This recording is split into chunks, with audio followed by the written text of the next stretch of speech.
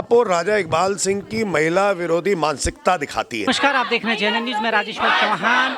जैसा कि MCD house में कल आम आदमी के जो पार्षद हैं उन्होंने आरोप लगाया कि मेजर इकबाल राजा ने उनके पार्षदों को भेड़ बकरी कहकर संबोधित किया और उसके बाद नेता विपक्ष अंकुश नारंग जी ने वहां पर धरना दिया और उसी के बाद उनके आज सैटरडे है और आज के दिन भी ये धरना बदस्तूर जारी है। प्रदर्शन थोड़ा सा अलग है, आप देखिए तस्वीरों के माध्यम से। यहाँ साथ में भेड़ बकरी लेके प्रदर्शन कर रहे हैं और इनका आरोप है कि मेयर इकबाल राजा जी ने इनके पार्षदों को, महिला पार्षदों को भेड़ बकरी कहकर संबोधित किया और उसी की नाराजगी आप इन तस्वीरों के माध्यम से आप देख लीजिए यहाँ पर।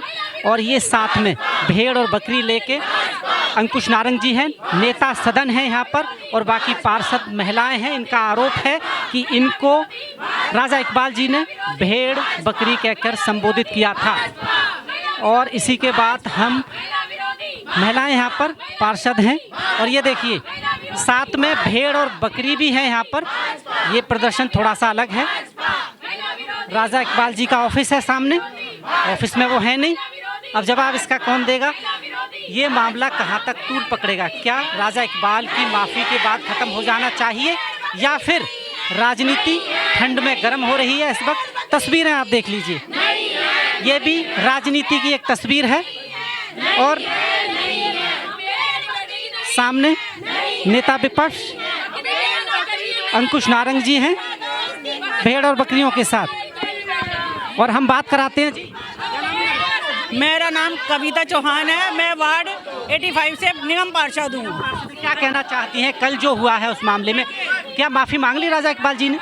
नहीं, माफ़ी नहीं मांगी। देखिए कल जैसे सदन में आए राजा इकबाल जी उसके बाद उन्होंने हम लोगों को भेड़ बकरियों की तरह संबोधित। राजा इकबाल जी जो इतने उच्च पद पर बैठे हुए हैं उनको ये भाषा शोभा नहीं देती, तो उनको हम लोगों से माफ़ी मांगनी चाहिए। सत्ता को यानी सरकार को आईना दिखाने का काम करती है विपक्ष, और विपक्ष के नेता हमारे साथ हैं जो ये आभास दिलाते हैं कि आंकड़े वैसे कम हैं पर पावर बहुत है। अंकुश जी, बहुत बहुत स्वागत है एक बार। क्या मामला है ये? रोज़ नया नया मामला आ रहा है, महिलाओं को भेड़ बकरी ऐसे शब्दों से कैसे? ये महापौर राजा इकबाल सिंह की महिला विरोधी मानसिकता दिखाती है कि कैसे मेयर राजा इकबाल सिंह महिला विरोधी मानसिकता रखते हैं और महिलाओं का संबोधन, वो भी जिस पद में कि सबसे ज़्यादा गरिमा है सदन के अंदर, महापौर का पद, जो प्रथम नागरिक होता है दिल्ली का, वो व्यक्ति ये कह रहा है कि महिलाएं भेड़ बकरी हैं। ये वही पार्टी है ना भाजपा जो बेटी बचाओ बेटी पढ़ाओ की बात करती है। ये वही पार्टी है ना भाजपा जिसके अंदर रिजर्वेशन बिल की बात करते हैं महिलाओं के लिए। ये वही पार्टी है ना जिसके अंदर प्रधानमंत्री ये कहते हैं कि मेन स्ट्रीम पॉलिटिक्स के अंदर भाजपा आनी चाहिए।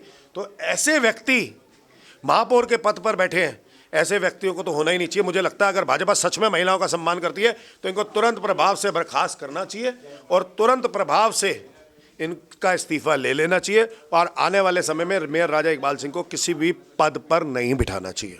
सीएम रेखा गुप्ता का एक बयान आया है कि आम आदमी पार्टी हमेशा राजनीति करती है, मेरी जबान जब कई बार फिसल जाती है तो उस पर मजाक बनाते हैं, मीम्स बनाते हैं। ये कहना है सीएम का। आप एक बात बताओ, मुख्यमंत्री के पद पर बैठकर, महापौर के पद पर बैठकर आप इनसे ये उम्मीद करते हो कि इनकी ज़बान फिसलेगी? तो सच में जनता को अपने फैसले का एक बारी आकलन करना चाहिए। भाजपा की मुख्यमंत्री कहती है मेरी ज़बान फिसल जाती है, मुझे AQI नहीं बोलना आता। मेयर राजा इकबाल सिंह कहते हैं महिलाएं भेड़ बकरी हैं। इनके आशीष सूद साहब, उनको DTDC नहीं बोलना आता। तो आप सोचिए कि ऐसे व्यक्ति को जनता ने चुन लिया। दिल्ली की जनता अब सोच रही होगी कि किसको चुन लिया, जिनकी ज़बान ही फिसलती रहती है।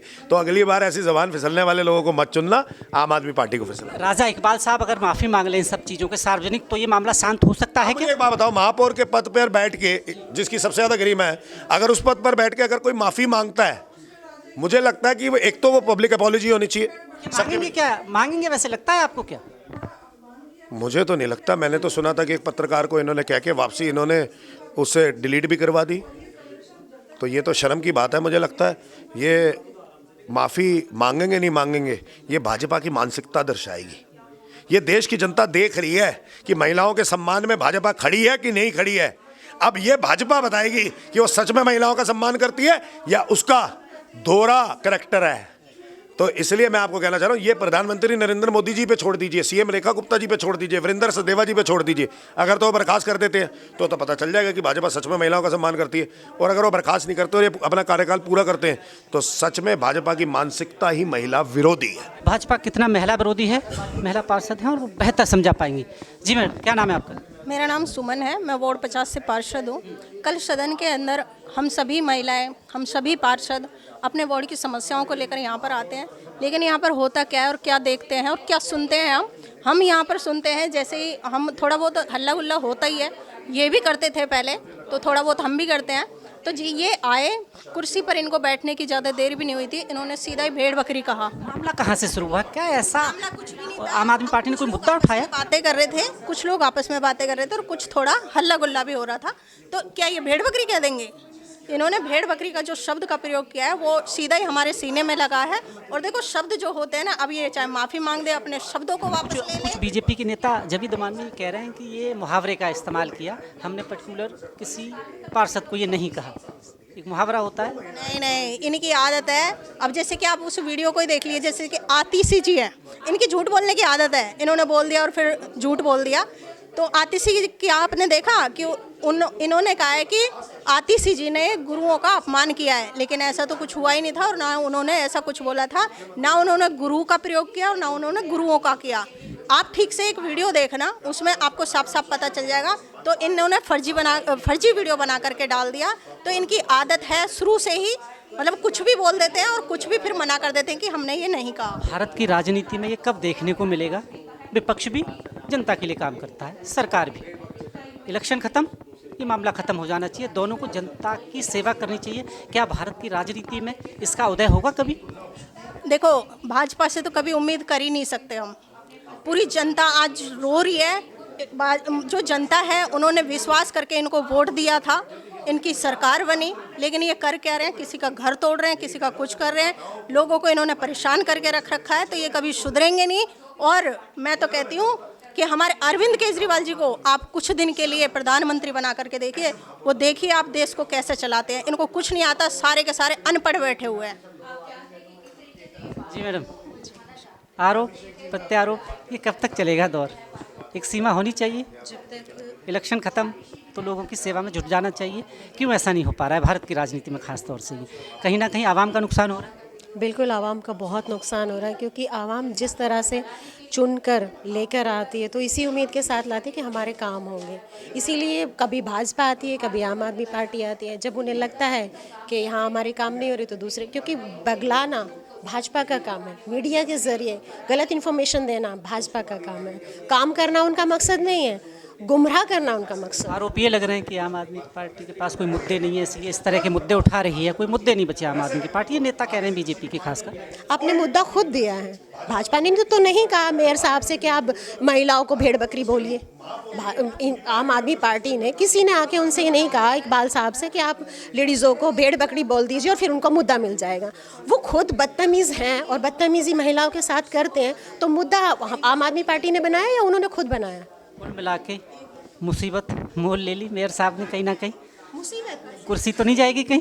जानी चाहिए, बिल्कुल जानी चाहिए। आप एक बात बताइए, जो गरिमा मान बंदा है, जिसको पूरे नागरिक कहा जाता है, बिल्कुल प्रथम दिल्ली के मेयर हैं, दिल्ली का भविष्य उनके हाथ में, पूरे पार्षदों का भविष्य उनके हाथ में, और वही लेडीज़ों की गरिमा इस तरह तार तार करेंगे उस चेयर पर बैठकर, तो उन्हें इस पद पर रहने का अधिकार नहीं है। जी मैडम, क्या नाम है, कहाँ से हैं आप? मेरा नाम सुल्तानाबाद, काउंसलर जामा मस्जिद। प्रकरण आपके सामने है सारा, कैसे देखती हैं इसको? 21वीं शताब्दी महिलाओं की है हर क्षेत्र में, और यहाँ ऐसे शब्द। बिल्कुल, महिलाएं हर क्षेत्र में आ गए हैं और आज हम ये महिला विरोधी जो प्रदर्शन कर रहे हैं, मेयर साहब ने अपनी कुर्सी का नहीं ख्याल रखा और भरे सदन में कहा भेड़ बकरी। तो ये क्या कहना, एक प्रथम नागरिक का कहना ये अच्छी बात है? बिल्कुल गलत है ना।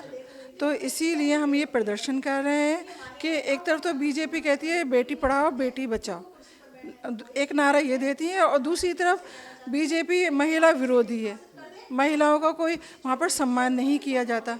और जो मेयर जिनके हम लोग बहुत इज्जत करते हैं सदन में, वो अपनी कुर्सी पर बैठकर महिला को कहे, महिलाओं को कहे कि भेड़ बकरी, तो ये महिलाएं इसको अपमान को नहीं सहेंगी।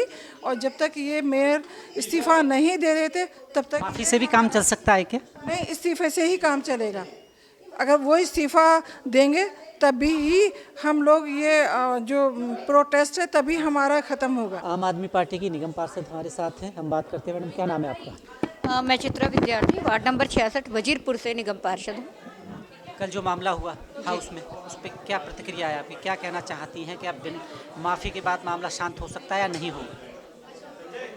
देखिए, ये तो मेयर साहब की बड़ी कमदिली है कि उन्होंने महिलाओं को तुलना भेड़ बकरी से की। आप चुनी हुई पार्षदों के संग भेड़ बकरी जैसे शब्द का संबोधन करेंगे, ऐसे मेयर साहब को तो पद पे रहने का कोई हक ही नहीं है।